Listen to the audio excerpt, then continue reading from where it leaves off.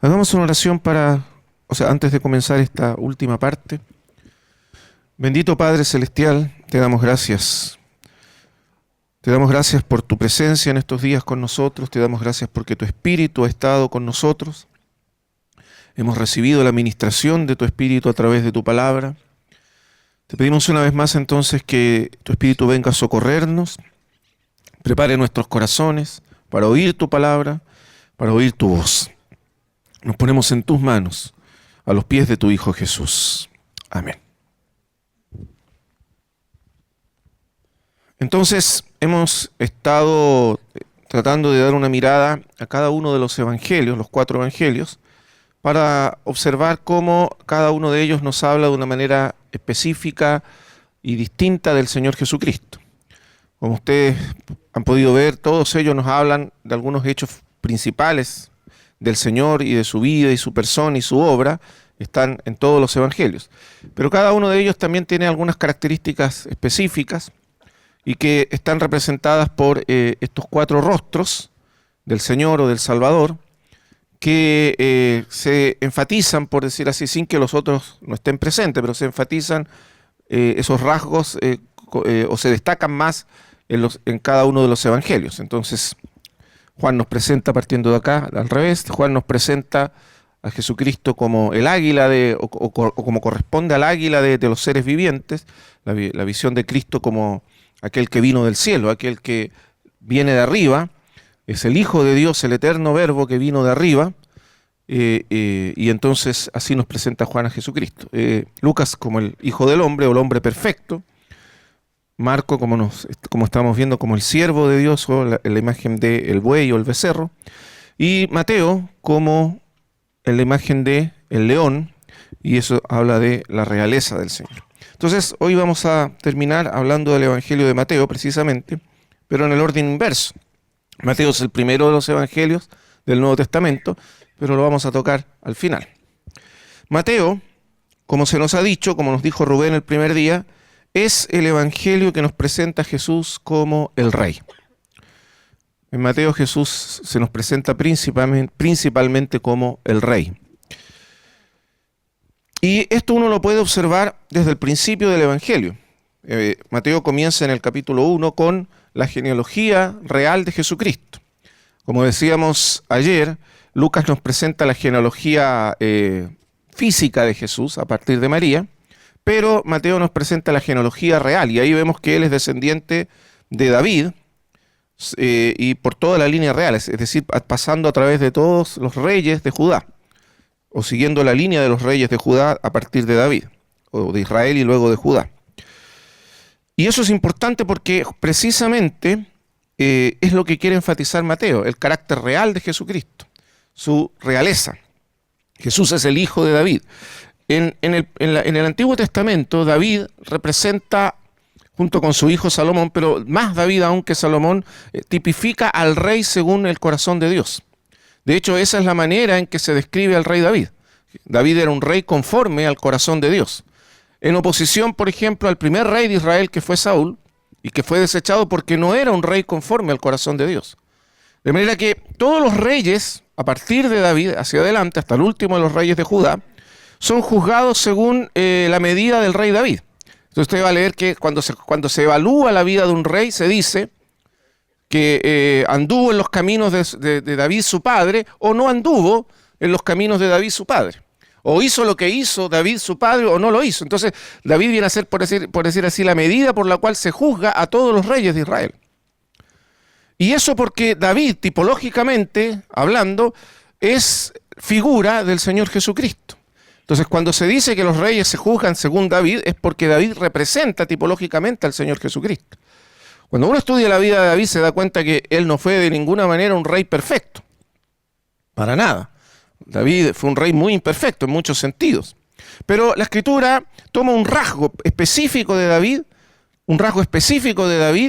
que es lo que permite presentarlo, o permite que sea presentado como tipo del Señor Jesucristo. ¿Cuál es ese rasgo específico de David que lo hace tipo del Señor Jesucristo? Su corazón. Eso es lo que hace a David tipo del Señor Jesucristo. Por supuesto, en muchas otras cosas David no se pareció en nada al Señor Jesús. Pero hay algo del rey David que lo hacía, que lo hizo, hace que la Escritura lo presente como tipo del Señor, y es el corazón del rey David. Y por eso la Escritura dice que David era un rey conforme al corazón de Dios. El corazón de David representaba o expresaba o era la imagen del corazón de Dios. Entonces, fíjese cómo dice Mateo, capítulo 1, versículo 1. Libro de la genealogía de Jesucristo, hijo de David, hijo de Abraham. Fíjese que es como si toda la genealogía de Jesús se pudiese resumir en estas dos personas. Jesús, hijo. Aquí hijo significa, por supuesto, descendiente. Descendiente o hijo de David e hijo de Abraham. Porque este evangelio, como se nos dijo, fue escrito principalmente o fundamentalmente para los judíos. Los judíos eran los destinatarios del evangelio, y para los judíos estas son dos figuras determinantes. Abraham, porque es el padre de la nación. Ellos son los hijos de Abraham, y por lo tanto Jesús es el hijo de Abraham. Pero en un segundo sentido, porque a Abraham se le dijo: en tu simiente serán benditas todas las familias de la tierra. De manera que Jesús, de acuerdo a Mateo, es el cumplimiento de Dios de la promesa hecha a Abraham. Él es la simiente en la que serán benditas todas las familias de la tierra. Entonces fíjese que ya desde el principio el Evangelio de Mateo tiene una vocación misionera. Es cierto que Dios tiene una preocupación, o ha tenido históricamente, o tuvo una preocupación, una dedicación especial a su pueblo, a su nación, al pueblo escogido, Israel, pero el propósito de Dios, la verdad, ya desde el principio se avisa, por eso se está mencionando a Jesús como el hijo de Abraham. El propósito de Dios es que a través del Evangelio sean bendecidas todas las naciones de la tierra. Y por eso el Evangelio termina así. Después lo vamos a ver, hablándonos de todas las naciones de la tierra. Entonces Jesús es el hijo de Abraham, pero también es el hijo de David. Y esto es importante, porque hijo de David es el término que llegó a ser, por decir así, la moneda común, la expresión común para referirse al Mesías. En la esperanza de Israel, en la esperanza de la nación de Israel, la esperanza mesiánica, el nombre con el que se designaba al Mesías era también el hijo de David. Y eso por dos razones. Primero, porque se entendía que cuando Dios hizo un pacto con David y le prometió que su hijo se sentaría en su trono, se dice de ese hijo que se sentaría en su trono y reinaría para siempre. Claramente el hijo de David fue Salomón. Salomón se sentó en el trono y en muchos sentidos cumplió lo que se había dicho. Pero hay algo que Salomón no cumplió. No reinó para siempre. Salomón murió y luego vinieron los otros reyes, y por lo tanto esa promesa del hijo de David no estaba cumplida, tal como lo entendían los rabinos y las personas que interpretaban la escritura en Israel. En segundo lugar, porque cuando David murió, las últimas palabras del rey David fueron: habrá un justo que gobierne entre los hombres. Son palabras que nosotros cantamos. Habrá un justo que gobierne entre los hombres. Será como la luz de la mañana, será como el sol a mediodía, etcétera, etcétera. Un hombre, un justo, un rey, vendrá un rey que no se parecerá a ningún otro rey que ha existido. Y luego él agrega una cosa súper interesante al final de esa profecía, porque es una profecía. Él dice: mi casa no es así para con Dios. O sea, él se da cuenta que su casa no tiene esas características. Su casa quiere decir su descendencia. No es así mi descendencia delante de ninguno de mis hijos cumple con estos requisitos. Ni siquiera Salomón. De hecho, sabemos que la vida de Salomón terminó Salomón al final de sus días se apartó del Señor y se entregó a la idolatría. Entonces, claramente hay una promesa hecha a David de un rey justo que vendría de David por un lado, pero que no se cumplió en ninguno de los descendientes de David. En tercer lugar, la profecía de Isaías, capítulo 11, versículo 1, dice: saldrá una vara del tronco de Isaí y un vástago retoñará de sus raíces. ¿Ustedes recuerdan esa profecía? La citamos ayer también. Y esa profecía es muy interesante, porque en esa profecía el profeta, Isaías, en la visión que el Señor le da, ve el linaje real de David, de la casa de David, lo ve como un árbol seco, como un tronco seco, sin vida, muerto, como un tronco cortado. Esa es la visión que tiene el profeta.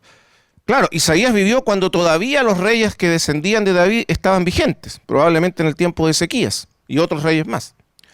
Pero en la profecía él ve que ese árbol se seca y muere, aparentemente. un árbol cortado. Y efectivamente, 200 años después de la profecía de Isaías, el linaje de los reyes de Judá terminó, se cortó, cuando Zorobabel llegó cautivo al último de los reyes de Judá, a Babilonia. Cuando volvieron del exilio, los descendientes de esos reyes, el descendiente directo de esos reyes era Zorobabel, que se menciona luego en la Biblia, pero esos descendientes nunca volvieron a reinar, nunca volvieron a ser reyes. De manera que el linaje de los reyes, el linaje de David, hijo de Isaí, por eso dice, saldrá una vara del tronco de Isaí, porque David es hijo de Isaí. El linaje de Isaí, el linaje real, murió, aparentemente. Pero entonces el profeta dice, saldrá una vara. ¿Usted ha visto cuando hay un tronco seco y de pronto sale una vara del costado del tronco, un renuevo? Eso es lo que ve él, un renuevo, un descendiente, un retoño, que saldrá de ese tronco seco, muerto, aparentemente sin vida. Y se nos dice que ese que saldrá, el vástago que retoñará de sus raíces, es el Mesías, es el Hijo que nos será dado. Entonces la esperanza de Israel es que, de alguna manera, el linaje de David, de los reyes, fuese restaurado, como había dicho el profeta, y viniera finalmente el rey prometido, que tenía que ser del linaje de David. No podía ser de otra manera. El Mesías tenía que nacer del linaje de David. Por eso, cuando los magos llegaron a Jerusalén, cuando Jesús nació en Belén, entonces los magos llegaron a Jerusalén, capítulo 2, vamos a ir al capítulo 2. Llegaron los magos, unos magos de Oriente, no sabemos quiénes eran estos magos. Algunos les llaman los reyes magos, pero no sabemos si eran reyes o no. Eran personajes que venían del Oriente, probablemente sabios orientales, de Persia probablemente, o de esa zona, y vienen haciendo una pregunta extrañísima. ¿Dónde está el rey de los judíos? Ahora, piensa un momento. Hacía 500 años que no había un rey de los judíos. Habían pasado 500 años desde que murió el último rey de los judíos, y murió encarcelado en Babilonia, cautivo en Babilonia, el último rey. 500 años sin rey. Y el rey que ahora reinaba, Herodes, no era judío, era edomita. Entonces, la pregunta es realmente sorprendente. ¿Dónde está el rey de los judíos? Lo primero que uno hubiera pensado es, bueno, ¿qué rey? No hay rey de los judíos. El rey de los judíos, ahora, Herodes, que reinaba en Judea, no era judío. Este es Herodes el Grande. No es, entre paréntesis, este Herodes no es el mismo Herodes que aparece después en el ministerio de Jesús, que reinaba cuando el Señor comenzó su ministerio. Este es el padre, Herodes el Grande, que reinó sobre todo el territorio de Israel. Después el territorio se dividió en 3 partes, y Herodes reinaba en una de esas partes, que era Galilea. El otro Herodes, el hijo de este Herodes. Pero este Herodes, todos se llamaban Herodes, ahí hay un montón de Herodes uno tras otro, por eso es difícil a veces distinguirlo. Pero este es Herodes el Grande. Este es el Herodes que construyó el tercer templo, que fue una remodelación del segundo templo de Zorobabel. Este es el tercero, y este fue el que lo remodeló. Bueno, este Herodes, cuando escuchó lo del rey de los judíos, ve el versículo 3, se turbó mucho. Observe que desde el principio Mateo nos quiere decir que este niño que nació, Jesús, es un rey.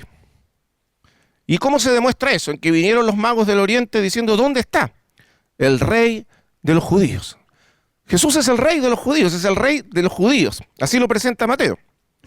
Herodes se turbó. ¿Y por qué se turbó? Porque Herodes era un rey extranjero, un rey impuesto. Y por supuesto, si nacía alguien con pretensiones de realeza y con derecho de realeza y con linaje real, era una amenaza tremenda para Herodes y para su linaje. Y por lo tanto le preocupó mucho y preguntaron, dice el versículo 4, y convocados todos los principales sacerdotes y los escribas del pueblo, les preguntó Herodes, ¿dónde había de nacer el Cristo? O sea, Herodes algo sabía de la teología y la religión judía, porque él inmediatamente se dio cuenta de que estaban hablando del Mesías, del Cristo.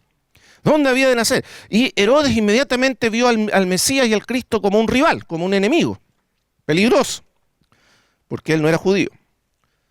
Y entonces observa aquí el versículo 5. Entonces ellos dijeron, en Belén de Judea, porque así está escrito por el profeta, y tú, Belén de la tierra de Judá, ¿no eres la más pequeña entre los príncipes de Judá? Porque de ti saldrá un guiador que apacentará a mi pueblo Israel. Esta es una profecía. Ahora está en Miqueas. Ahora, lo interesante de esta profecía es que hace alusión a la ciudad de Belén.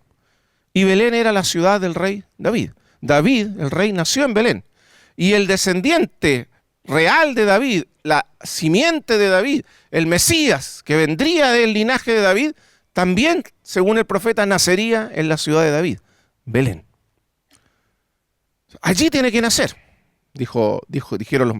Ahora, lo interesante es que estas personas eruditas, qué sé yo, que estudiaban la Escritura, dijeron que Jesús nació en Belén, o el Mesías habría de nacer en Belén, pero ninguno de ellos fue a Belén. Era pura erudición nomás. Era puro conocimiento mental, pero no tenían ningún interés en el Mesías. Porque si alguien viene diciendo, oye, vinieron unos magos y dicen que nació el rey de los judíos, ¿dónde va a nacer? Mira, a ver, dicen Belén. ¿No habría corrido usted si realmente le importara la venida del Mesías? Junto con los magos. Vamos con los magos. Pero no fueron, se quedaron. Solo los magos siguieron su camino. Tampoco había interés en la venida del Mesías entre esta gente. Bueno, la historia comienza así entonces. Ha nacido un rey. Jesús es el rey prometido, el rey esperado por Israel. La historia continúa y los magos llegan hasta Belén y se encuentran con el niño. La estrella los guía hasta el niño. El versículo 11 del capítulo 2 dice, y al entrar en la casa, vieron al niño con su madre María. Y postrándose, lo adoraron. Y abriendo sus tesoros, le ofrecieron presentes, oro, incienso y mirra. Fíjese que los magos, cuando llegaron al niño, Mateo nos muestra esto, lo adoraron. Claramente los magos entendían que el que había nacido no era simplemente un rey, sino que era también Dios. Porque si no, ¿por qué lo habrían de adorar? Entonces ha nacido el rey, pero ese rey no es cualquier rey. Y eso es lo que nos dice desde el principio Mateo. El rey que ha nacido no es simplemente un hombre. Esta es la manera en que Mateo nos dice que Jesús es también Dios y fue adorado por los magos. Muy bien. Entonces tenemos el principio del Evangelio de Mateo. Claramente Mateo nos presenta a Jesús como rey. Pero es un rey divino. Es decir, este rey no es cualquier rey, es el hijo de David, pero es mucho más que David, mucho más grande que David mismo. De verdad, este niño que ha nacido, este rey que ha nacido, es el mismo Dios que ha venido entre nosotros. Por eso dice capítulo 1, versículo 23. Fíjese cómo cita la profecía. El 22 dice, todo esto aconteció para que se cumpliese lo dicho por el Señor por medio del profeta, cuando dijo, he aquí una virgen concebirá y dará a luz un hijo y llamarás su nombre Emanuel. Entonces claramente Mateo nos quiere decir que el niño que ha nacido, el rey que ha nacido, es Dios. Dios mismo que se ha encarnado, ha venido hasta nosotros. Por eso se dice Dios con nosotros. Y es la profecía de Isaías capítulo 7. Muy bien, esta es la manera en que comienza el Evangelio. Entonces claramente desde el principio vemos que la intención de Mateo es presentarnos a Jesús como el rey que ha venido. Del linaje de David, pero a la vez mucho más grande que David. Mucho más grande que David porque no es otro que el mismo Dios que ha venido encarnado hasta nosotros en Jesucristo. Así comienza el Evangelio de Mateo. Ahora, puesto que nos presenta a Jesús como rey, la pregunta que surge inmediatamente, ¿cuál es el carácter del rey que nos presenta el Evangelio? ¿Cómo es Jesús como rey? Y lo primero que llama la atención es que Jesús como rey es diferente a cualquier rey que uno pueda conocer en este mundo. No se parece a ninguno de los reyes de este mundo. El carácter del rey es distinto al carácter de los reyes del mundo. Y eso Mateo lo va a dejar claro en muchas partes. Bueno, vamos a citar algunos pasajes para que nos demos cuenta de cómo es este rey. Primero, Mateo 11, 25 al 30. Recuerdan que dijimos que Mateo nos dice que Jesús es el hijo de David, no solo en un sentido físico, sino que también en la tipología de David, que David es el rey según el corazón de Dios. Ahora, veamos cuál era la característica esencial de Jesús como rey. Capítulo Mateo 11, 25 al 30. Dice, en aquel tiempo, respondiendo Jesús dijo, te alabo Padre, Señor del cielo y de la tierra, porque escondiste estas cosas de los sabios y los entendidos, y las revelaste a los niños. Este es uno de los grandes énfasis del Evangelio de Mateo, que Dios ha revelado estas cosas a los niños, que el reino de los cielos es de los pequeños, de los niños. Revelaste a los niños. Sí, Padre, porque así te agradó. Todas las cosas me fueron entregadas por mi Padre. Ahí está su carácter real, ¿no? La autoridad que el Padre le dio sobre todas las cosas. Y nadie conoce al Hijo sino el Padre. Ni al Padre conoce a alguno sino el Hijo. Y aquel a quien el Hijo lo quiere revelar. Ahora, muy interesante, este pequeño versículo, ¿a qué les suena a usted? Ustedes que son buenos para leer los evangelios y los han leído, a ver, ¿a qué les suena este versículo? ¿De dónde viene? ¿A qué se parece? Al Evangelio de Juan. Es el único pasaje en los evangelios sinópticos que nos recuerda la manera de hablar de Jesús en el Evangelio de Juan. Por eso algunos comentaristas dicen, es como un meteoro que cayó del cielo juanino en los evangelios. Viene de otro mundo, de otra esfera, cayó de arriba, cayó del cielo. Pero claramente es interesante porque esto nos muestra que la manera en que Juan presenta a Jesús y las enseñanzas de Jesús también es parte de la personalidad de Jesús y de la historia de Jesús, porque aquí tenemos un pasaje que claramente nos recuerda, o casi podríamos decir nos resume el Evangelio de Juan. Si uno pudiera resumir el Evangelio de Juan, lo podría resumir con este versículo, claramente. De manera que Jesús está diciendo que el Padre le ha dado todas las cosas, nadie lo conoce a Él sino el Padre, etc. Y nadie conoce al Padre sino el Hijo. Y luego el versículo 28, venid a mí todos los que estáis trabajados y cargados, y yo os haré descansar. Llevad mi yugo sobre vosotros, y aprended de mí, que soy manso y humilde de corazón. Ahora, este versículo también podríamos describirlo como un versículo clave para entender el Evangelio de Mateo, o cuál es el énfasis particular de Mateo. Aprended de mí. Eso es lo primero. Es decir, lo primero que encontramos en el Evangelio de Mateo es que somos llamados a aprender de Jesucristo, el Maestro. Mateo es el Evangelio por excelencia, que por excelencia nos presenta a Jesús como el Maestro y nos presenta las enseñanzas del Maestro, de Jesucristo. Y aquí está la clave, aprended de mí, que soy manso y humilde de corazón. Y esto es lo segundo. ¿Cómo es Jesucristo? ¿Qué es lo que caracteriza a Jesucristo según sus propias palabras? ¿Qué define al rey? ¿Cómo se define el corazón del rey? Manso y humilde. Y claramente el Señor está citando la profecía de Miqueas. He aquí tu rey viene a ti, manso y humilde. ¿Cómo sería el rey prometido, el rey según el corazón de Dios? ¿Cómo sería el Mesías? ¿Cómo se caracterizaría? ¿Por su poder, por su fuerza, por lo imponente, majestuoso? ¿Por qué se caracterizaría el Mesías? Fíjese qué contraste. Incluso en el mundo actual, cuando llega el momento de elegir a la persona que va a dirigir el destino de una nación, el presidente, usted, ¿cuáles son los rasgos que espera o que observa en esas personas que le parece que debieran ser elegidas para elegirlo, para votar por él? Le aseguro que este es el último rasgo. O sea, nadie dice, no, vamos a votar por la persona más mansa y humilde. ¿No? Pero cuando Dios busca un rey, ¿cuál es el rasgo prominente que Él busca en su rey? Piénselo. Su fuerza, su capacidad ejecutoria, o su habilidad, o su astucia, o su autoridad, o qué. Que sea asertivo, que sea seguro de sí mismo, que tenga don de gente, que tenga capacidad de hablar, de dar buenos discursos. ¿Pero qué busca Dios en su rey? Que sea manso y humilde. Y cuando uno estudia la historia del rey David, que es el tipo de Jesucristo aquí, uno descubre que eso fue lo que precisamente buscó Dios en David. Cuando mira al rey anterior, ¿quién era? Saúl. Y Saúl era todo lo que los hombres buscan en un rey. De hombros arriba, era más alto que todo el pueblo.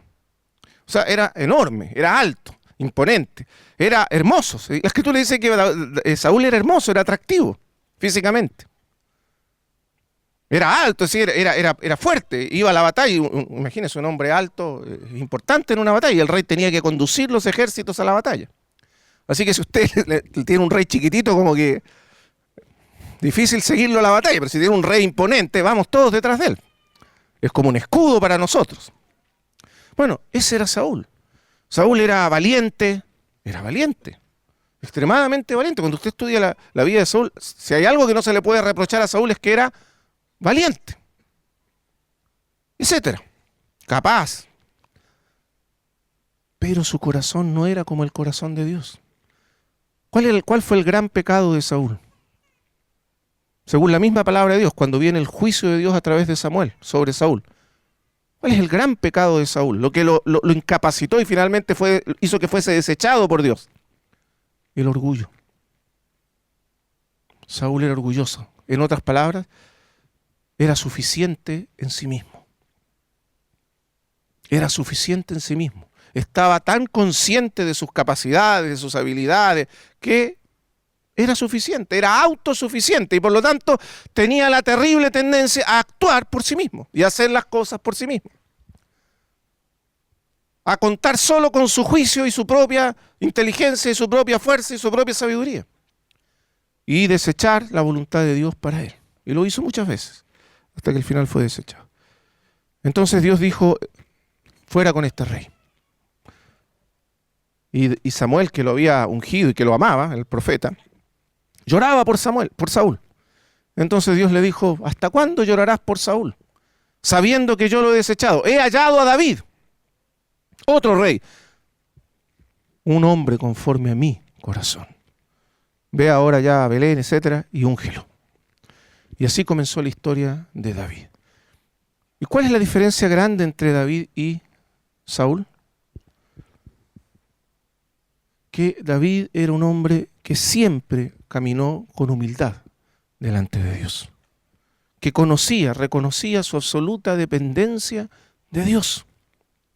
Sabía que no podía hacer nada sin Dios y por lo tanto nunca hizo nada para desviarse de la voluntad de Dios. Incluso cuando pecó, y claro que David no era perfecto, pecó. Pero, y usted sabe lo que hizo, quiso ocultar el adulterio, asesinó al marido de la mujer con la cual él había adulterado, después se casó con ella, ¿sabe? O sea, terrible. No hay nada que disculpar ahí, pecó. Pero cuando el profeta Natán lo encaró, y usted debe pensar lo que era encarar un rey oriental. Nadie se atrevía a encarar un rey oriental, porque eran déspotas, hacían lo que querían.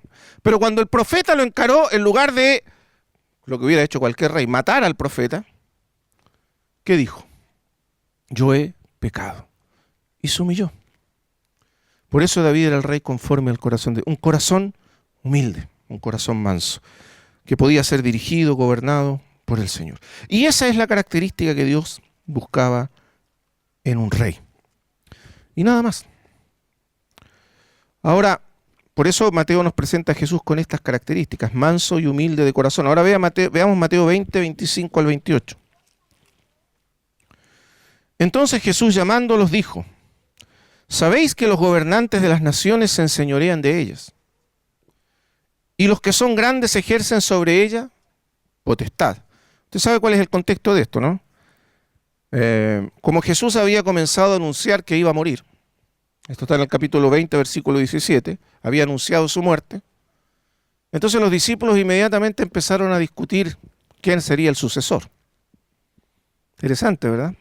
Parece que escucharon hasta acá, mire, versículo 19, y les entregarán a los gentiles para que les escarnezcan y le azoten y le crucifiquen. Y la última parte parece que no la escuchaban, no la entendían. Más al tercer día resucitará. Entonces claramente Jesús no les decía que iba a morir y que iba a haber un sucesor, porque si eran solo 3 días. Pero ellos escuchaban morirá, porque la parte de resucitar no les entraba, no les cabía en su mente. De hecho, después vimos cuánto les costó creer que él había resucitado, incluso cuando él les daba pruebas y evidencias. O sea, les costó mucho y les costaba mucho entender la parte de la resurrección. Por lo tanto, ellos decían, no, va a morir.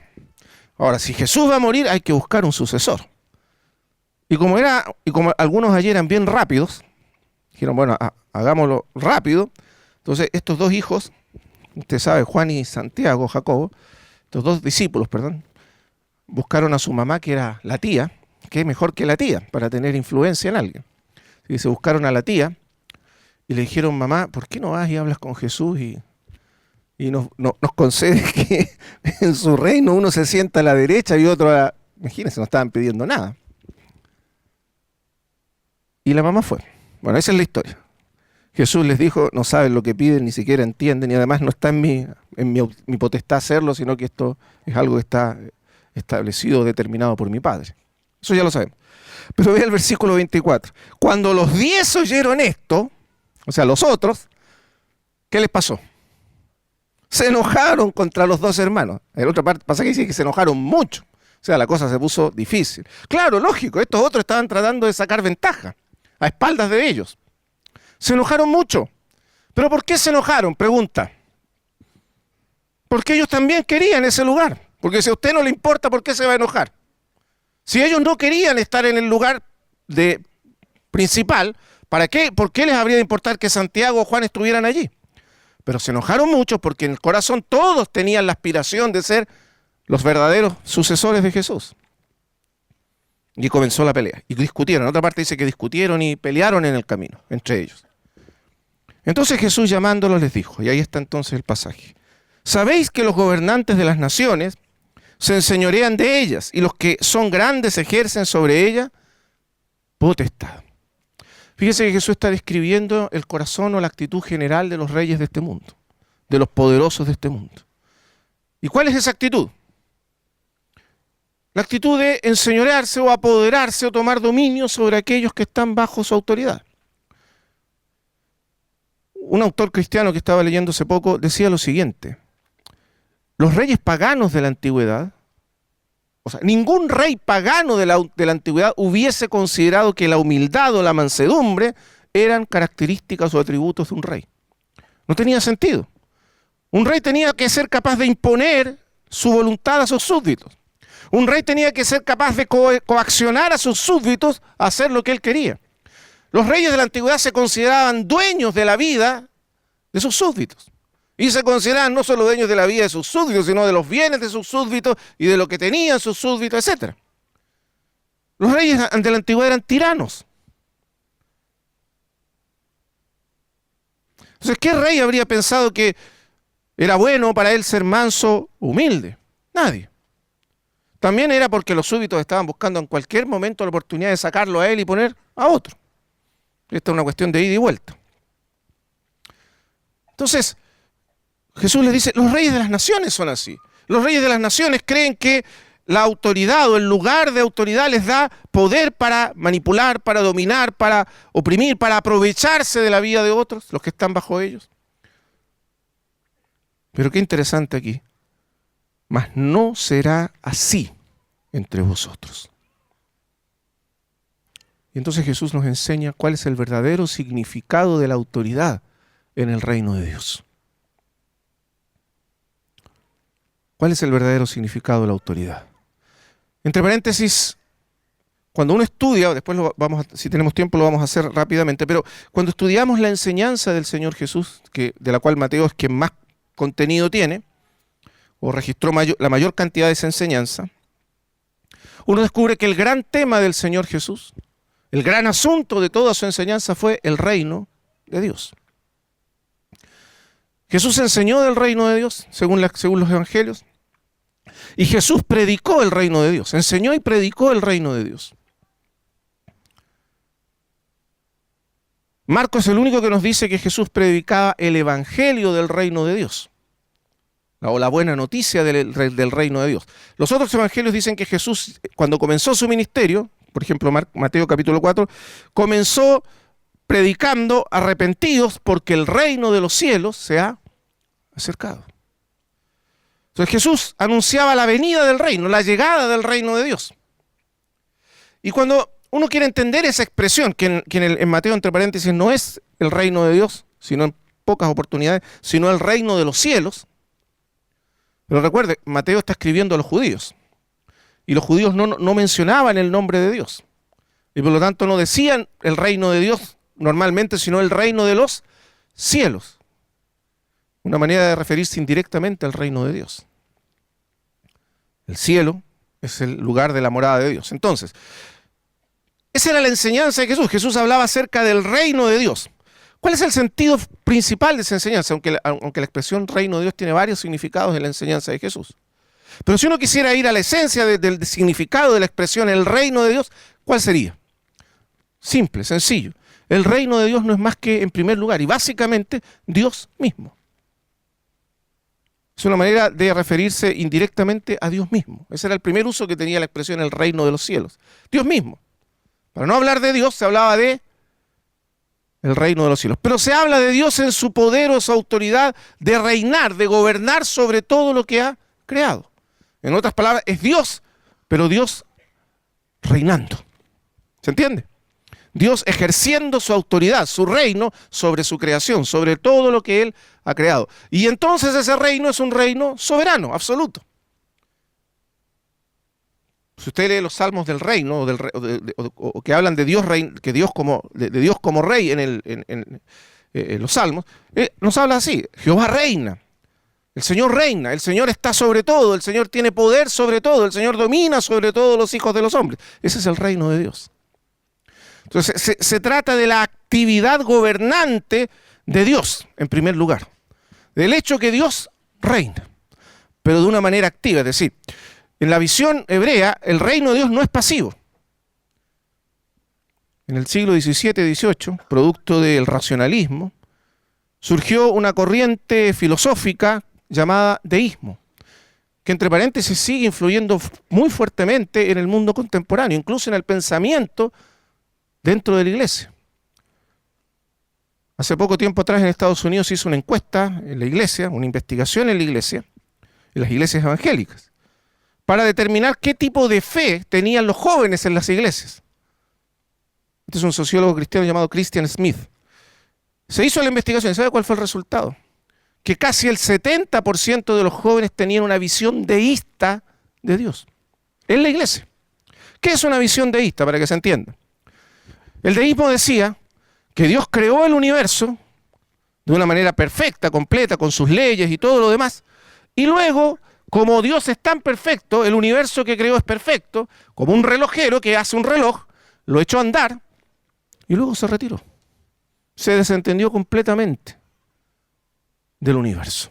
Entonces el universo se rige por leyes que Dios puso, pero Dios no actúa ni se relaciona directamente con su creación, porque no lo necesita.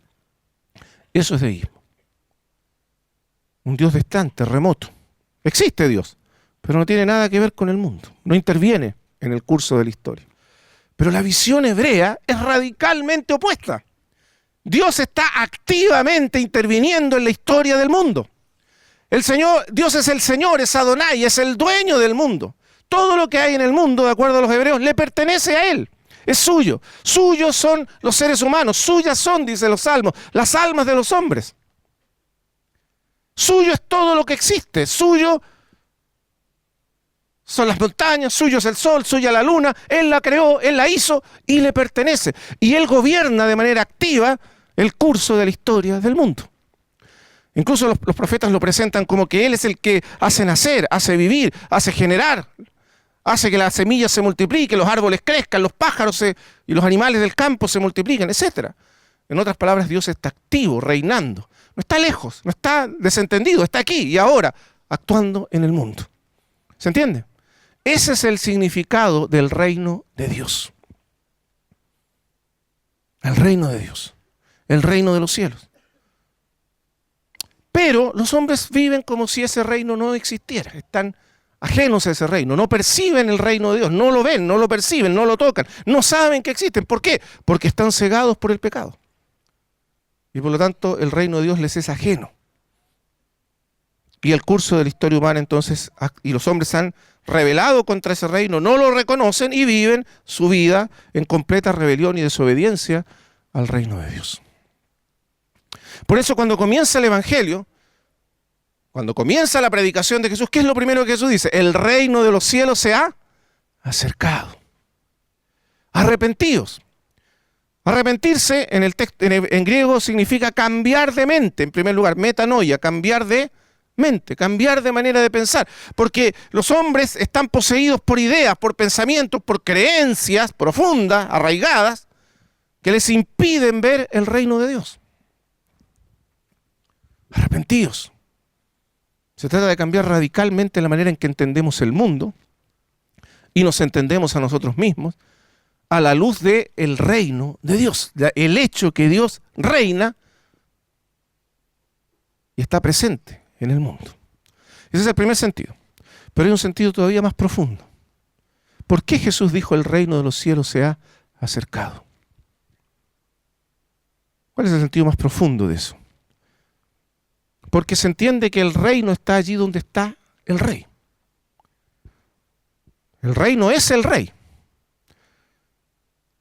O el reino es en un sentido la acción de gobernar o de reinar de parte del rey, y en otro sentido es el ámbito donde el cual él gobierna o reina.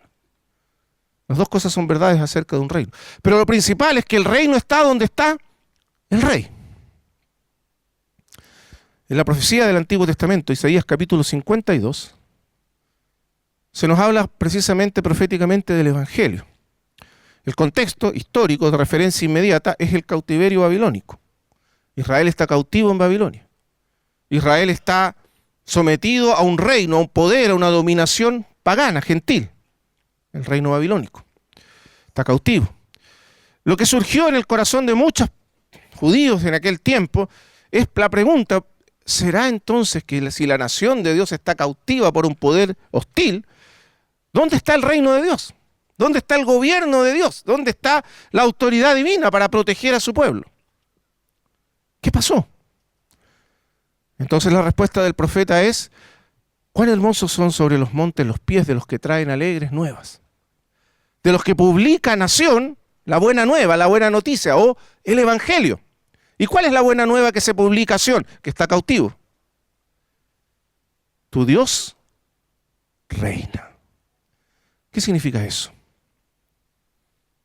Que a pesar de lo que aparentemente está pasando, Dios continúa reinando. Y como Él continúa reinando, entonces ellos serán liberados. En otras palabras, toda vez que se habla del reino de Dios llegando a los hombres, se habla de que ese reino, que el rey, Dios mismo, viene a libertar a los suyos. Ese es el sentido con que se entendían esas palabras. Entonces, cuando Jesús dice el reino de los cielos se ha acercado, significa el rey está aquí. ¿Y a qué ha venido el rey? A libertar, a salvar.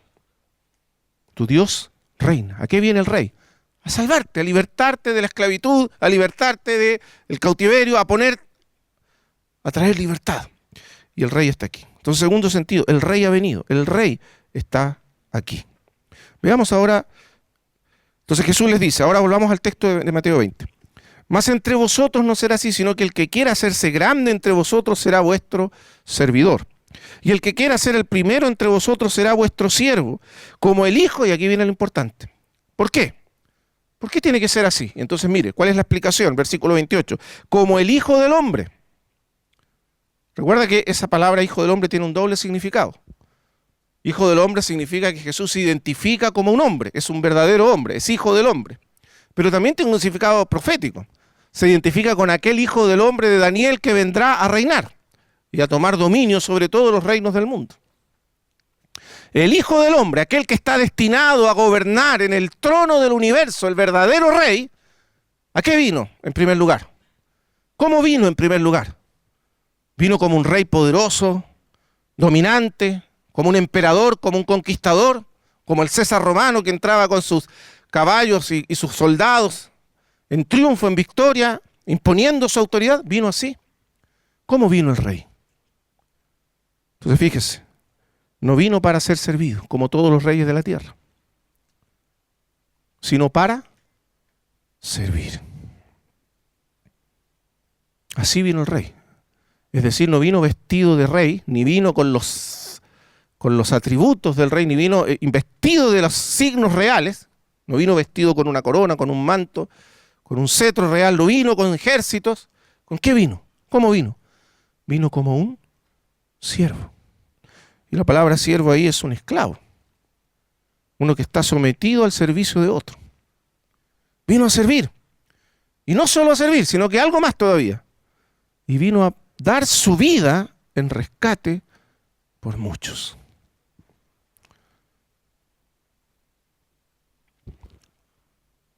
Se dice que cuando los emperadores romanos iban a la guerra, todo el ejército, las legiones, antes de salir a la guerra, se reunían delante del César y levantaban su mano y decían: Ave César, los que van a morir te saludan.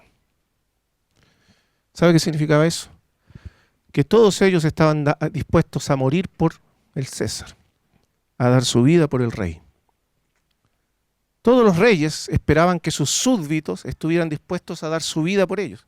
Esperaban esa lealtad de sus súbditos. Pero este rey no vino para que sus súbditos dieran su vida por él en primer lugar, sino todo lo contrario. Él vino para dar su vida por aquellos que serían sus súbditos. Qué contraste, ¿verdad? Qué contraste tan profundo, tan inmenso. Es por eso, hermanos, que Jesús se importó tanto con esto, porque en el mundo los hombres que tienen poder o que tienen posiciones de autoridad usan esa autoridad no para servir, sino para servirse de otros, para ganar ventaja de otros.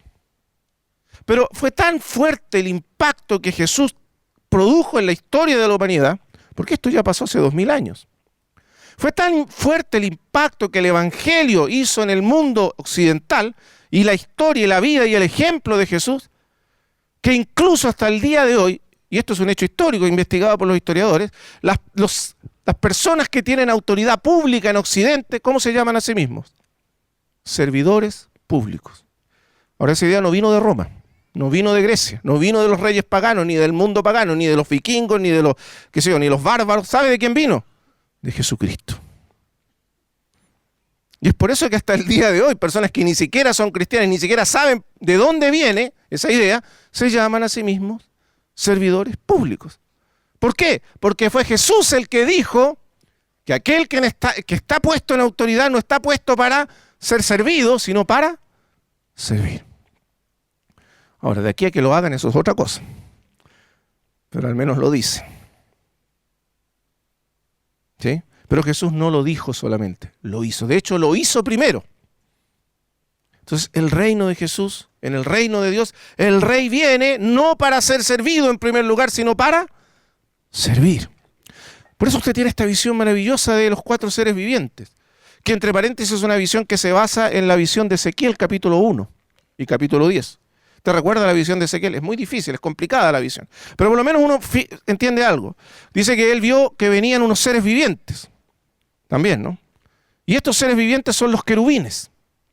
Y cuando él trata de describir la gloria de los querubines, la apariencia de los querubines, sobre los cuales estaba depositada la gloria, la shekinah de Dios, él nos dice que los querubines tenían 4 rostros. Los mismos rostros que aparecen aquí. Rostro de águila, rostro de hombre, rostro de buey y rostro de león. Pero lo interesante es que, a diferencia del trono, donde los seres vivientes están, por decir así, en una posición más estática, rodeando el trono, en la visión de Ezequiel, los querubines están en movimiento. Y Ezequiel dice lo siguiente: cada uno caminaba derecho hacia adelante. Ahora, no sé cómo se hace eso, porque es como que casi rompe todas las leyes de la física, pero cada uno caminaba derecho hacia adelante. Lo que él quiere destacar es lo siguiente: cuando usted observa los querubines, él muestra que si un querubín estaba, por decir así, al frente, el rostro de león. El querubín contrario, el que caminaba derecho hacia adelante en el sentido contrario, era el que tenía rostros de buey. Y si a la izquierda, o a la izquierda, pero estaba el querubín con rostro de hombre, el querubín opuesto, que caminaba en el sentido contrario, siempre derecho, era el que tenía rostro de águila. En otras palabras, fíjese la oposición, que Rubén lo mostró en ese diagrama de la cruz también. El hombre, el hijo del hombre y el hijo de Dios. El rey y el becerro, o el buey. Como nosotros estamos hablando del rey, del león, ¿cuál es la idea central aquí? Que estos dos son inseparables. El rey gobierna, pero como un siervo. Y el siervo es el que reina como rey. ¿Se entiende? Están en oposición, pero están juntos y no se separan. Entonces, hermanos, esa es la visión de Mateo. Es el rey, pero usted no puede entender al rey sin entender al siervo. No puede tener al rey si no tiene también al siervo. Si Jesús fuera solo un rey, entonces terminaríamos adorando la autoridad, el poder, la fuerza. Esas son las cosas que nos impresionarían. Pero Jesús, siendo que es rey, y que sí es poderoso, sí es fuerte, tiene toda la autoridad, pero a la vez es el siervo humilde, que usa su poder, usa su autoridad, usa la fuerza que posee, no para imponerse, ni para dominar, ni para aplastar o dominar a sus súbditos y aplastar a sus enemigos, sino para servir, al punto de dar su vida por ellos. Por eso Jesús le dijo, no será así entre vosotros.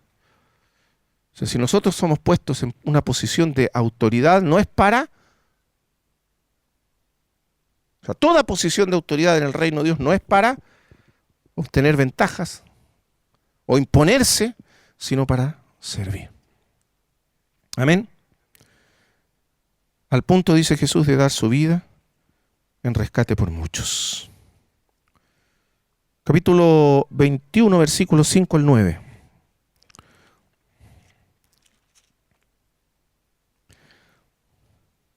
Esto ya lo leímos, pero aquí está la cita de Zacarías.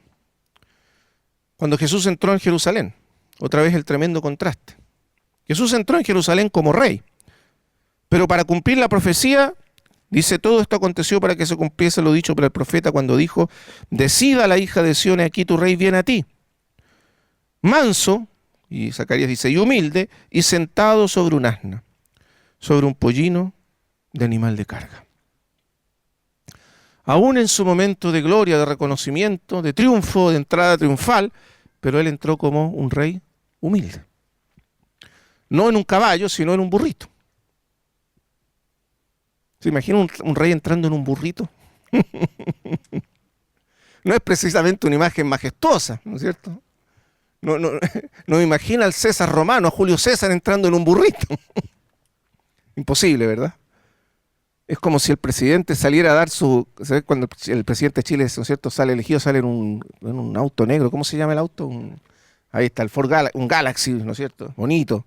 Y él parado y saludando. ¿Se imagina que saliera en una especie de Fiat 600, una Citroneta, una cosa así bien? No da una imagen muy digna, como hablaba Cristian. No es muy digna la imagen. No corresponde al cargo, diría alguno, ¿no? Casi sería como una burla al cargo. Pero a Jesús no le importaba ni la dignidad ni los cargos. Él era el rey según el corazón de Dios.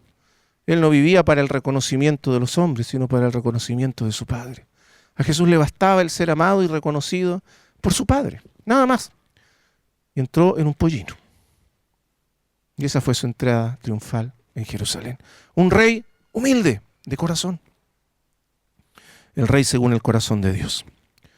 Ahora, cuando vamos a la enseñanza del rey, y de esto nos habla principalmente Mateo. Bueno, antes de ir a la enseñanza del rey, vamos a terminar la idea del rey, que termina, me parece a mí, de manera magistral, como nos muestra el rey Mateo en el capítulo 27, en la cruz. Esto es lo último que nos dice Jesús acerca del rey.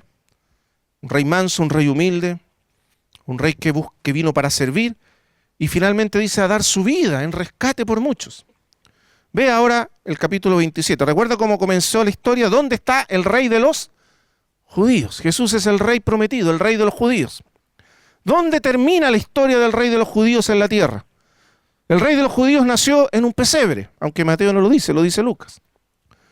Pero nació no en un palacio, no nació donde nacen los reyes. O como se dice, no nació en una cuna de oro. Eso era literal, entre paréntesis, hace unos años atrás, ya varios. Estábamos en Petrópolis, en Brasil, en el palacio del emperador, don Pedro II, y entramos a la sala cuna del palacio. Y había una cuna de oro, literalmente, labrada en oro, una cuna toda de oro, y tenía tenía como una figura de un cisne en la punta, el cuello y la cabeza de un cisne, y el cisne tenía ojos de rubí. Los ojos del cisne eran de rubí. Y toda la cuna estaba tachonada alrededor de diamantes. Y esa es la cuna donde acostaron al emperador Pedro II cuando nació. ¿Dónde acostaron al rey del universo? En un pesebre. en una cuna de paja, donde comían los animales. Ahí nació el rey. Desde el principio él nació como un rey humilde. Pero él estaba destinado por Dios a reinar, no sobre Israel, no solo sobre los judíos, ni siquiera sobre todas las naciones, destinado a reinar sobre toda la creación de Dios. Fíjese la idea que Dios tiene de la autoridad y de la realeza, en comparación con la idea que los hombres nos hacemos de la realeza y la autoridad. Entonces Jesús nació como un rey y era el rey de los judíos. ¿Dónde terminó la historia, vamos a decir así, del rey de los judíos en este mundo? Capítulo 27. Versículo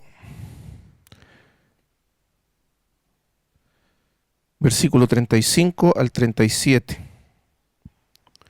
Cuando le hubieron crucificado, repartieron entre sí sus vestidos echando suerte para que se cumpliese lo dicho por el profeta.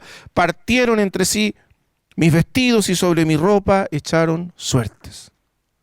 Ni siquiera la ropa del Señor, que era lo único que él tenía, entre paréntesis.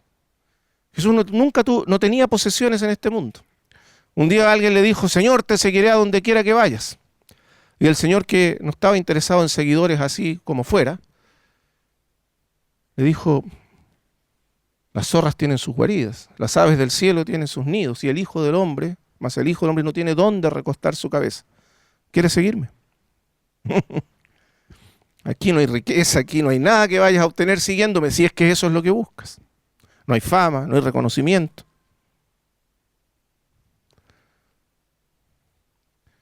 Y lo único que él tenía era una túnica. E incluso su túnica se la repartieron ese día los soldados. Así que no dejó ninguna herencia material a nadie. Era tan pobre que ni siquiera pudo dejar algo a su madre. Así que le dejó a su discípulo, Juan. Mucho mejor que cualquier otra cosa, ¿verdad? Le dejó a su discípulo amado. He ahí a tu hijo, mujer. Entonces, versículo 36, y sentados le guardaban allí. Versículo 37. Y pusieron sobre su cabeza su causa escrita. Su causa. Presta atención aquí. Mateo es el único que dice esto. Otros dicen, Pilato puso un letrero. O pusieron este letrero. Pero aquí añade algo, Mateo, que nadie más dice. Pusieron su causa, es decir, el motivo de su vida. ¿Quién era él? Está ahí, sobre la cruz. Lo mismo que se dijo allá al principio. ¿Dónde nació el rey de los judíos? Y aquí nos encontramos con el rey de los judíos. ¿Dónde está? Está crucificado. Está clavado en una cruz. Sus manos horadadas. Ahí está el rey. Hermano amado, ¿dónde está el rey de los judíos? ¿Dónde encontramos al rey? En una cruz. Jesús, este es Jesús, el rey de los judíos. Se dice que el emperador Napoleón, ya cuando había sido desterrado, estaba en la isla de Elba, se puso a leer los evangelios. Se sabe quién fue Napoleón, el hombre que conquistó toda Europa, en el poder de sus ejércitos. Y se puso a leer los evangelios. Y cuando empezó a leer sobre Jesús, simplemente se impresionó. Y escribió un libro sobre lo que había descubierto. Y él dice, conozco a los hombres. Y se dice que ese mismo Napoleón fue el que una vez dijo, todo hombre tiene un precio. No hay hombre al que yo no le ponga un precio y lo pueda comprar. Napoleón, entre paréntesis, conocía de memoria todos los nombres de los soldados de su ejército. Conozco a los hombres. ¿Y saben lo que les digo? Jesús no es un hombre. O sea, no es esta clase de hombre que yo conozco. Porque todos los hombres, incluso los más grandes, dice Napoleón, cuando uno los estudia, los ve de lejos, se ven imponentes, majestuosos. Son como esas estatuas que se ven maravillosas. Pero cuando uno los mira de cerca, ve que están llenos de defectos. Pero cuanto más cerca miro a Jesús, más perfecto lo encuentro. Cuanto más me aproximo, más perfecto lo encuentro. Entonces él dice así, lo que me impresiona de Jesús, sobre todas las cosas, es que cuántos hombres de este mundo han desplegado ejércitos. Él mismo fue uno de los grandes emperadores de la historia. Han desplegado sus ejércitos, su poder para conquistar el mundo. Pero Jesús sin un solo soldado, Jesús sin un solo soldado, sin mover un solo ejército, solo con la fuerza de su amor, ha conquistado más corazones que todos los emperadores de la historia. Ha conquistado más reinos que todos los emperadores de la historia. Ha conquistado más hombres que todos los emperadores de la historia. ¿Dónde está su secreto?, dice Napoleón. ¿Dónde está? Está hablando un emperador, uno de los grandes emperadores. Es lo que todo emperador quisiera y nunca tendrá. ¿Cuál es la fuerza? ¿Cuál es el poder de Jesús para conquistar? El poder de su amor. Su amor. Eso es lo que nos cautiva. ¿Dónde nos cautivó el rey? ¿Dónde te cautivó el rey? ¿En qué momento el rey vino a ser tu rey? ¿Por qué es tu rey? ¿Por qué estás dispuesto a dar tu vida por él? ¿Cómo es que nos cautiva así Jesús? ¿Cómo es que estamos dispuestos a morir por él? ¿Cuántos ejércitos de hombres han marchado a la historia dispuestos a morir por él? ¿Por qué? Porque lo vemos ahí crucificado. Es nuestro rey. Es su amor lo que nos ganó. Es su amor lo que nos cautiva. Es su amor lo que nos salva. Es Él, en la cruz, que gana completamente nuestro corazón. Amén. ¿No es así? Él es el rey. Es un rey crucificado. Pero qué poder hay en esa cruz. Qué poder hay en esa cruz, hermano. Nunca un rey fue tan poderoso como Jesús en la cruz. Es por eso que cuando el profeta Isaías mira hacia el frente en la profecía, dice, ¿cómo asombrará él a muchos? Crucificado. Así, crucificado. Veámoslo, porque es tan bonito como lo dice el profeta Isaías. Isaías 52. Fíjese, 52:13. He aquí mi siervo. Será prosperado, será engrandecido y exaltado y será puesto muy en alto.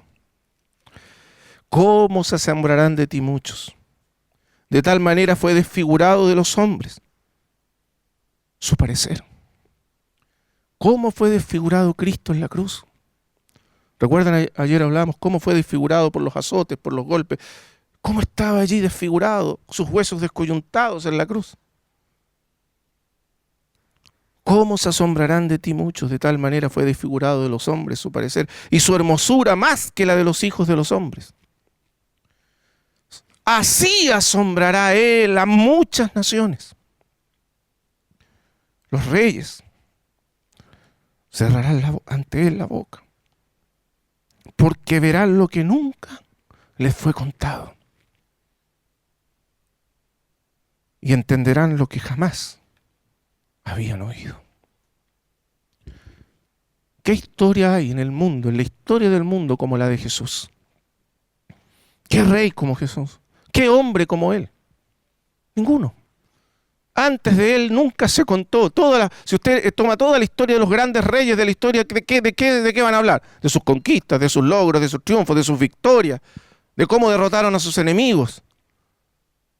Los reyes antiguos hacían obeliscos y anotaban todas sus victorias en los obeliscos, todos sus triunfos, y borraban todas sus derrotas, por supuesto.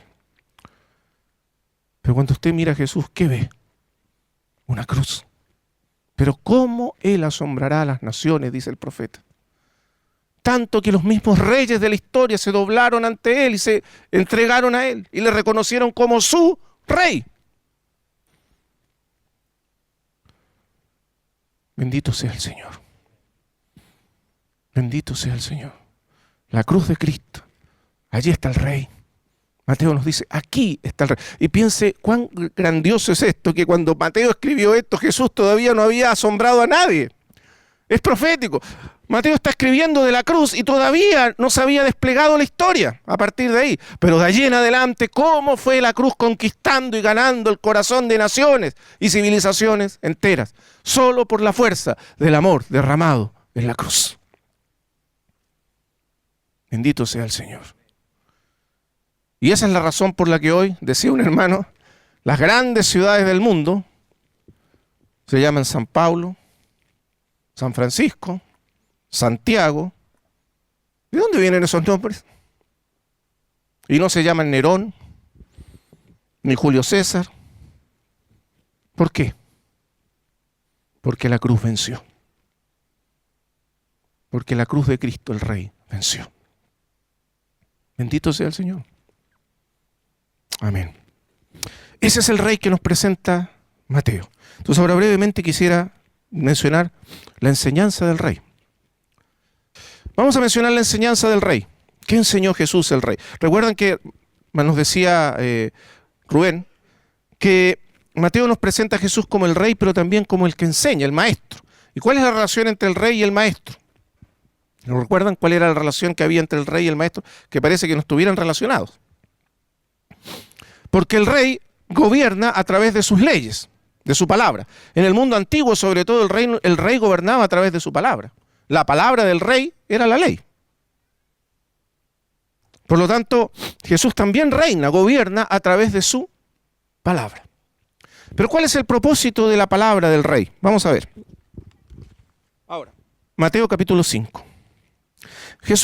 Mateo, resume la enseñanza de Jesús alrededor de 5, o la recapitula en 5 grandes discursos. Hay más enseñanza de Jesús en el Evangelio, pero vamos a decir el 80 o 90% de la enseñanza de Jesús, Mateo la resume en 5 grandes discursos. Esos discursos se reconocen, o puede reconocerlos si usted estudia Mateo, ¿dónde están? Porque todos ellos terminan con una expresión así: cuando acabó Jesús estas palabras, o cuando terminó Jesús de decir estas palabras, o bien cuando terminó Jesús estas parábolas. Esa es la clave para encontrar los discursos. Y ese tipo de oración aparece 5 veces en Mateo, al final de cada uno de sus discursos. El primero de ellos está en Mateo capítulo 5 al capítulo 7. El capítulo 5 al 7 completos es el primer gran discurso que resume la enseñanza de Jesús. Ahora, es súper importante entender que aquí lo que tenemos son resúmenes de la enseñanza de Jesús. Los evangelios no pretenden darnos todo lo que Jesús enseñó, porque sería mucho. Se dice que a veces Jesús enseñaba por horas, sin parar. Y cuando usted lee estos sermones o resúmenes, no son de horas. Usted los puede leer en 10 minutos, en 15 minutos. Si alguien los leyera en voz alta, se demoraría 15 o 10 minutos en leerlos. Por lo tanto, son resúmenes de la enseñanza del Señor. Eso es importante entenderlo. Pero son resúmenes que contienen el corazón, el centro de esa enseñanza, lo que nosotros necesitábamos saber. ¿Por qué están escritos como resumen? Ahora por una cuestión importante. Recuerde que las culturas antiguas, las sociedades antiguas, no eran sociedades de la palabra escrita, sino de la palabra hablada. En el tiempo de Jesús, y mucho tiempo después, por cientos de años, la mayoría de las personas no sabían leer y escribir. La mayoría. Y por eso existían los escritores profesionales, los escribas. Si usted quería redactar un contrato, escribir una carta o algo parecido, tenía que llamar a un escritor profesional, un escriba. Entonces él le escribía el contrato, le escribía la carta, y después si usted recibía una carta, como tampoco sabía leer, tenía que contratar a un lector profesional para que leyera la carta. Así era. De manera que la mayoría de las personas no sabían ni leer ni escribir. Es por esa razón es que los evangelios demoraron en ser escritos. Porque no tenía mucho valor al principio que las cosas fueran escritas, porque la mayoría de las personas no las habría podido ni leer ni entender. Eran culturas orales, pero eran culturas con una capacidad mnemotécnica, o sea, de retención y de transmisión extremadamente elevada, por la misma razón. Mucho más que nosotros. A nosotros nos dicen algo y se nos olvida rápido, pero en aquel tiempo la gente sabía memorizar, retener y transmitir fielmente. Eso era parte de la cultura judía. ¿Por qué es importante decir esto? Porque por esa razón se hacían resúmenes. Y los resúmenes se hacían de tal manera que fueran capaces de ser recordados y transmitidos. Si usted escucha, ¿no es cierto?, un sermón como este que dura como 2 horas, difícil que si alguien, ¿qué dijo el hermano? Difícil, ¿verdad? Pero si usted hubiera sido un judío, usted automáticamente habría empezado a hacer un resumen en su mente, porque así hacían ellos, para ser capaces de recordarlo, porque no iba a haber después un YouTube o un video o lo que fuera para recordar, así que recordar en el instante. Entonces usaban técnicas de recordación, de memorización, y esos eran los resúmenes. Los resúmenes eran fáciles de recordar y fáciles de transmitir, y por eso tenemos estos benditos resúmenes, gracias al Señor que nos ayuda. Ya, dicho eso, vamos a entrar a la enseñanza de Jesús. Capítulo 5, versículo 1. Viendo la multitud, subió al monte, y sentándose vinieron a él sus discípulos. Qué interesante, esto es lo primero. Jesús, hermanos amados, llamó discípulos. Cuando usted lee Mateo capítulo 4, Rubén nos recordaba después cuando llamó el mismo Mateo, o Leví. Ese es el otro nombre. Usted ve que Jesús llama con autoridad. Sígueme. Y la gente deja todo y sale detrás de él. Así lo presenta Mateo, ¿no es cierto? Sígueme, y alguien se para y deja el tributo, otro se para y deja las redes, otro deja lo que está haciendo y lo sigue, rápido. Autoridad, es el rey llamando a sus súbditos. Eso es lo que quiere presentar Mateo. Pero cuando usted lee a Juan es al revés, es de contacto, es de relación directa. Aquí dice que Jesús pasó y llamó a Pedro y Pedro salió detrás de él. Llamó y pasó y vio a Juan y a su hermano y salieron rápidamente atrás de él. Pero ¿cómo dice el Evangelio de Juan? Oyeron que Juan el Bautista dijo: "He aquí el Cordero", y se fueron detrás, y Jesús le dijo: "¿Qué queréis? Venid y ved". Y se fueron y se quedaron con él aquel día. Y después llamaron a otro y después buscaron a otro. Hemos hallado al Mesías. Testimonio directo de primera mano. Es distinta la historia porque Juan quiere enfatizar que el Evangelio es un testimonio de primera mano. Mientras que Mateo quiere enfatizar que el Evangelio es la llamada del rey. Es el rey llamando a sus seguidores. ¿Se da cuenta de la diferencia? Probablemente si uno hiciera una armonía diría que Jesús los conoció por un tiempo, pero aquí los llamó definitivamente. Esa es más o menos la idea. Ahora, Jesús llama a sus súbditos, pero sus súbditos vienen a él ¿en qué calidad? Recuerda, es el rey, pero es el rey que es maestro, que viene a enseñar. Entonces vienen a él como discípulos. Esa es la expresión que usa la Biblia. Vinieron a él sus discípulos. ¿Qué es un discípulo? ¿Qué quiere decir la palabra discípulo? En el mundo antiguo la palabra discípulo tenía un significado simple, directo. Un aprendiz. Uno que se pone bajo la instrucción, la autoridad del maestro. ¿Con qué propósito? Aprender todo lo que el maestro le quiere enseñar. Fundamentalmente aprender a ser como el maestro. Por eso Jesús dijo: el discípulo no es mayor que su maestro. Mas todo el que fuere perfeccionado será como su maestro. De manera que el propósito del discípulo era perfeccionar es ser capacitado, entrenado, formado. Es ser como su maestro. Normalmente se usaba esa expresión para hablar, por ejemplo, de los oficios. Si alguien quería aprender un oficio, tenía que ponerse bajo la autoridad del maestro que conocía el oficio. Y por eso se le llamaba así: el maestro carpintero, el maestro herrero, el maestro, no sé, zapatero, lo que fuera. Entonces, fíjese, interesante, ¿por qué el Señor usa esta relación? Porque la relación que había entre un discípulo y un maestro era idéntica a la relación que había entre un rey y sus súbditos. Los maestros eran autoridad absoluta sobre la vida de los discípulos. A veces cuando uno ve esas películas orientales así, encuentra una cosa parecida. Los maestros orientales son autoridad. Y el discípulo tiene que hacer todo lo que dice el maestro. Y tiene que honrarlo: sí maestro, claro maestro, bueno maestro. ¿Han visto eso? Bueno, algo parecido, porque esto es oriental. Estas son las costumbres orientales. Jesús llamó discípulos para que estuviesen bajo su autoridad, se pusiesen bajo su autoridad. ¿Con qué propósito? Que fuesen como Él. ¿Cómo es Jesús, hermanos amados? Es un rey, pero es un rey que sirve. Un rey manso y humilde. Todo el que fuere perfeccionado será como su maestro. Entonces, tenemos la enseñanza del maestro, pero el propósito de la enseñanza de Jesús es hacernos semejantes a Él mismo. Bendito sea el Señor. Recuerde eso. Jesús nos enseña ¿con qué propósito? Con el propósito de que seamos como Él. Seamos semejantes a Él. Para eso Él nos llama, a ser sus discípulos. Entonces tenemos el Sermón del Monte, que contiene la enseñanza de Jesús. ¿Y qué nos está enseñando fundamentalmente? A ser como Él. Ese es el primer elemento. Vinieron a Él sus discípulos. El segundo elemento, lo vamos a ver, es que Jesús tenía conciencia de estar inaugurando un nuevo pacto. Eso es muy claro también en la Escritura. Por ejemplo, Mateo nos dice que Él llamó 12 discípulos. El número 12 no es, por si acaso, no es un número al azar. 12 es el número que representa a Israel. Israel estaba constituida por 12 tribus. Y esa es la razón por la cual Jesús llamó 12 discípulos.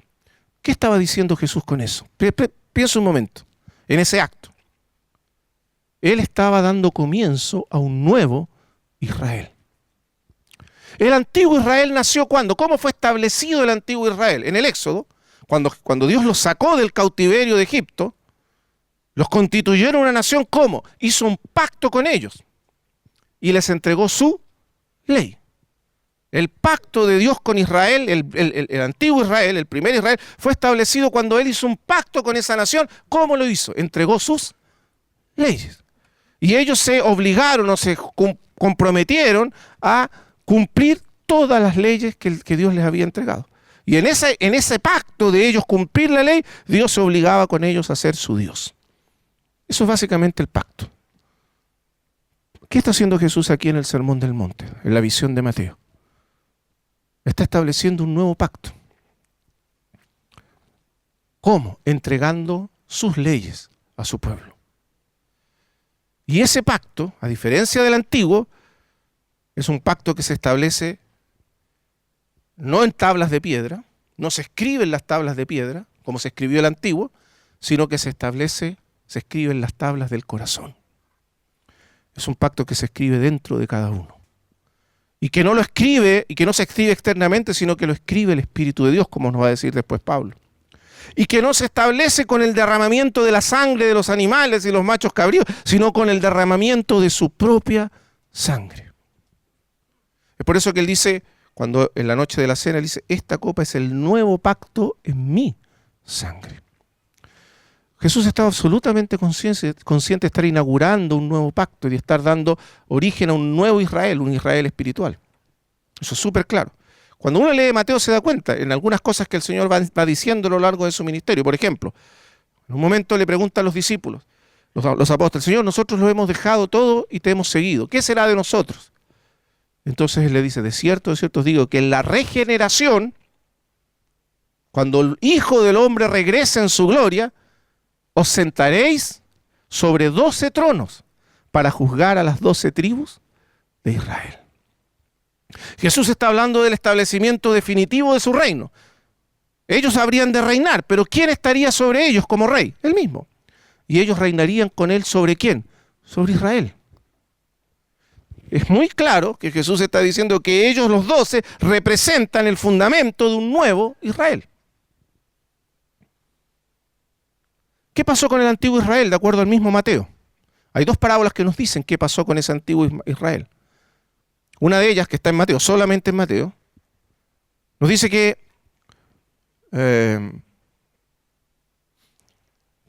no está solamente en Mateo. Hay otra que está en Mateo, pero esta no está solo en Mateo. Dice que un rey arrendó su viña a unos labradores y se fue a otra provincia. Entonces después el rey arrendó una viña a sus labradores y se fue a otra provincia. Después mandó a cobrar el fruto de la viña a sus siervos y los siervos mataron. Y estos labradores mataron al siervo. Después envió a otro, lo mataron también. Al final dijo, enviaré a mi hijo.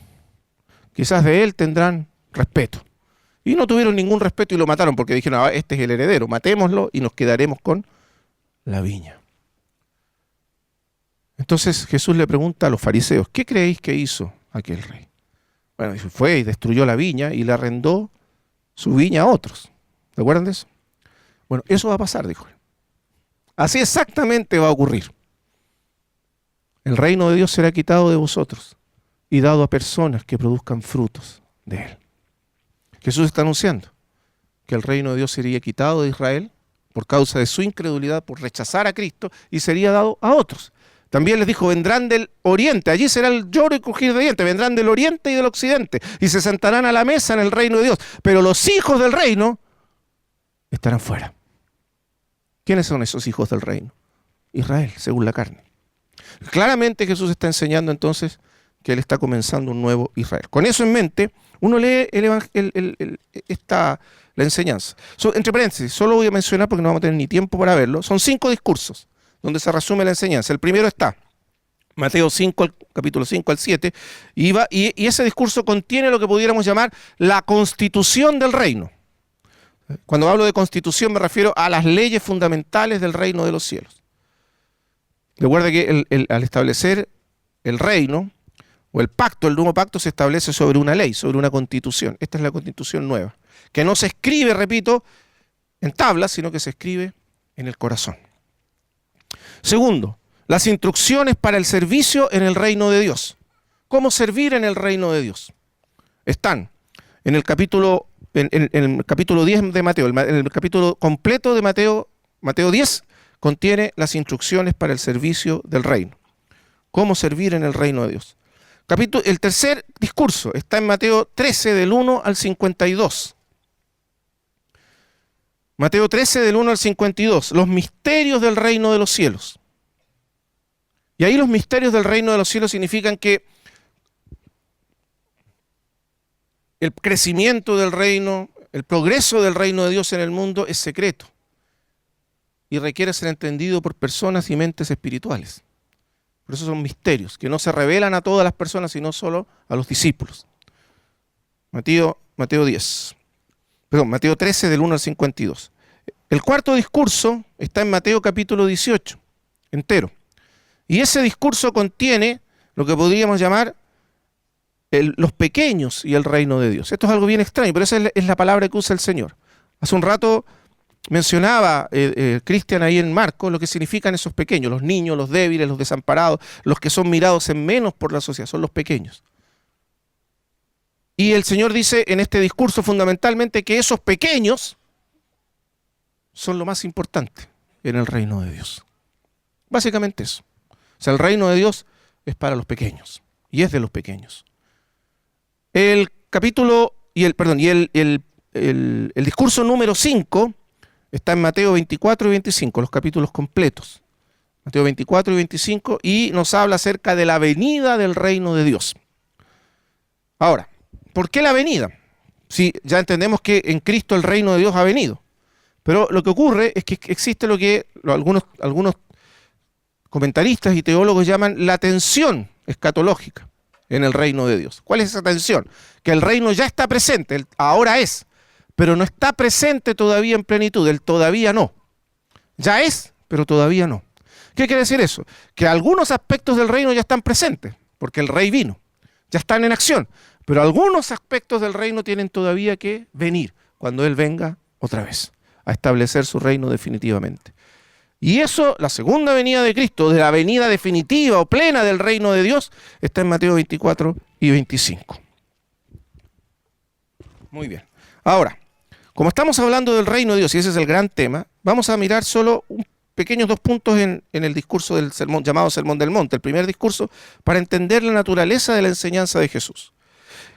Jesús comienza con bienaventuranzas, 8 bienaventuranzas. Estas bienaventuranzas, ¿qué representan? Cuando estamos hablando de la constitución del reino, o sea, las leyes fundamentales del reino, que deben ser escritas en nuestro corazón, por el Espíritu de Dios, o que son escritas por el Espíritu en el corazón de los discípulos. Aquí se nos habla de las características esenciales del reino de Dios en el corazón. Cómo se recibe, cómo se vive el reino de Dios en nuestros corazones, en el corazón de la iglesia. Entre paréntesis, claramente Jesús entiende que el nuevo Israel, es lo que enseña, es la iglesia. Ese es el otro elemento fundamental que solo Mateo menciona. Porque solo Mateo, entre todos los evangelios, nos habla de la iglesia. Directamente usa la palabra iglesia. Claro, uno puede entender que Juan habla de la iglesia metafóricamente y quizás los otros también. Pero expresamente solo Mateo habla de la iglesia en dos oportunidades, capítulo 16 y capítulo 18. En el capítulo 16 usted ya sabe, después de la gran confesión de Pedro, tú eres el Cristo, el Hijo del Dios viviente, el Señor le dice a Pedro, bienaventurado eres Simón, hijo de Jonás, porque no te lo reveló carne ni sangre, sino mi Padre que está en los cielos. Y yo también te digo, tú me dijiste, tú eres el Cristo. Y yo ahora te digo a ti, que tú eres Pedro. Y sobre esta roca, ¿qué roca? ¿Pedro? No, porque la palabra griega ahí es roca, una piedra grande. Y la palabra Pedro es una piedrita. Tú eres una piedrita, pero yo sobre esta roca. ¿Cuál es la roca? Cristo, el Hijo del Dios viviente, lo que Pedro acaba de confesar. Edificaré mi iglesia. Ahí está la palabra iglesia. Y esa iglesia, entonces, si uno compara con toda la enseñanza de Mateo, es el nuevo Israel, es el pueblo del nuevo pacto. Esa es la iglesia, el pueblo del nuevo pacto, el Israel espiritual, que surge a partir del pacto de Dios en Cristo, el nuevo pacto, que fue ofrecido, entre paréntesis, y eso también lo dice Mateo, fue ofrecido en primer lugar a Israel, porque el pacto era primeramente para Israel, el nuevo pacto, pero Israel lo rechazó. Entonces ahora se ofrece a todos los hombres. Pero primeramente fue ofrecido a Israel. Por eso Cristo vino a Israel y no a los gentiles. Ahora, edificaré mi iglesia y las puertas del Hades no prevalecerán contra ella. Y luego agrega, y a ti te daré las llaves, ¿de qué cosa? Del reino de los cielos. ¿A quién dará Cristo las llaves del reino? ¿A Pedro? Si usted lee el capítulo 18, va a encontrar que Jesús habla exactamente de lo mismo. Donde 2 o 3 están reunidos en mi nombre, allí estoy yo en medio de ellos. Y unos versículos antes nos dice que esa reunión es su iglesia, es la iglesia. Entonces dice, como yo estoy en medio de los que se reúnen en mi nombre, todo lo que atéis en la tierra será atado en los cielos. Y todo lo que desatéis en la tierra será desatado en los cielos. ¿Quién tiene entonces la autoridad de atar y desatar en la tierra? La iglesia, porque Cristo está en ella. Entonces cuando Jesús le dice a Pedro, a ti te daré las llaves del reino de los cielos y todo lo que atares en la tierra será atado en los cielos y etcétera, no solo se lo dice a Pedro, en realidad se lo está diciendo ¿a quién? A su iglesia. Entonces el reino de Dios es dado a la iglesia. ¿Se entiende? Muy bien. Con eso en mente uno entiende ahora la enseñanza de Jesús en Mateo. Básicamente hay 8 bienaventuranzas que reflejan la cualidad de los súbditos del reino. ¿Cómo son los súbditos del reino de Dios? Y hay una primera bienaventuranza que abre la puerta. Pues ya no vamos a tener tiempo para ver nada más. Pero abre la puerta para todas las otras bienaventuranzas. ¿Por qué? La primera. ¿Pero por qué? Porque es la bienaventuranza que describe el corazón del rey. Bienaventurados los pobres en espíritu. Por esta bienaventuranza se entra a la plenitud del reino de los cielos. ¿Qué significa pobre en espíritu? Fíjese que Lucas, cuando menciona las bienaventuranzas, y eso nos ayuda a entender la bienaventuranza, no dice pobres en espíritu, sino que dice bienaventurados los pobres. Los pobres. Y uno entiende que ahí se refiere a los pobres materialmente. ¿Por qué lo sabe? Porque inmediatamente contrasta con los ricos. ¡Ay de vosotros ricos! Está en oposición. Bienaventurados los pobres y ¡ay de vosotros ricos! Claramente, Lucas lo interpreta como que está hablando de los pobres, materialmente pobres. Ahora, ¿qué es una persona pobre? ¿Cómo es una persona pobre? Piensa un momento, ¿quién es una persona? ¿Cómo son las personas pobres? ¿Son autosuficientes? No. Dependen de otros. No son autosuficientes. ¿Son capaces de vivir la vida por sí mismos y sin ayuda de nadie? No. Son dependientes. No son autosuficientes y son extremadamente dependientes. Son vulnerables. Entonces, Mateo toma ese sentido básico de lo que significa ser pobre, una persona insuficiente en sí misma, una persona que no puede gestionarse a sí misma, una persona que depende de otros, y lo aplica ya no a la condición material del ser humano, sino a la condición interior, espiritual. ¿Quiénes son los pobres en espíritu entonces? Los que reconocen su insuficiencia, los que están conscientes de ser absolutamente insuficientes, los que son conscientes de ser dependientes, los que están conscientes de que no pueden solos, no son capaces solos, nunca podrían solos, los que no se pueden salvar a sí mismos. Y lo saben.